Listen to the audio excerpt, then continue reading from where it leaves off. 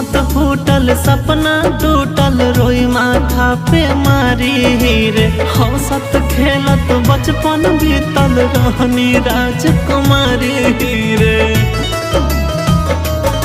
लागे नींद नहीं जागे सारी रहना रे।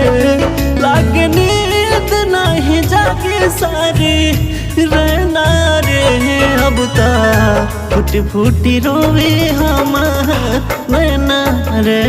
अब ता दिन रात रोवे हमार नैना रे।